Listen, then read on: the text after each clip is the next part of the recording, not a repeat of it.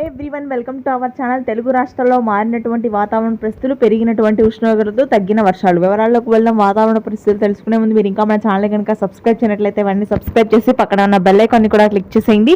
ఇక లేట్ చేయకుండా వివరాలకు కనుక వెళ్ళినట్లయితే తెలుగు రాష్ట్రాల్లో గత 2 రోజులుగా పలు ప్రాంతాల్లో కురుస్తున్నటువంటి వర్షాలు తగ్గుముఖం పట్టాయి.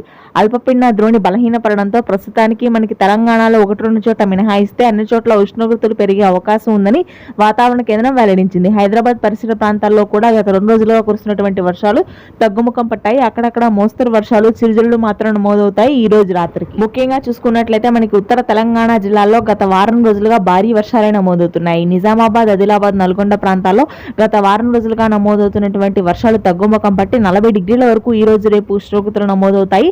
మరలా పశ్చిమ గాలుల ప్రభావంతో ఈ వారం చివరికి మోస్తరు వర్షపాతం నమోదు కానుంది. ఉత్తరాంధ్ర జిల్లాల్లో మాత్రం వర్షాలు నమోదవుతున్నాయి. శ్రీకాకుళం, విజయనగరం, విశాఖపట్నం ప్రాంతాల్లో ఉరుములు మెరుపులతో కూడినటువంటి వర్షాలు ఈ రోజు కూడా కొనసాగుతాయని వాతావరణ కేంద్రం వెల్లడించింది. అటవీ ప్రాంతాలు, ఏజెన్సీ ప్రాంతాల్లో అత్యధికంగా వర్షాలు ఉంటాయి. ఇక మధ్యాంధ్ర జిల్లాల వ్యాప్తంగా కూడా ఉష్ణోగ్రతలు ఉక్కపోత అత్యధికంగా ఉండనుంది. రాయలసీమలో ఉష్ణోగ్రతలు పెరిగే అవకాశం ఉంది. ఇది ప్రస్తుతానికి వెదర్ అప్డేట్.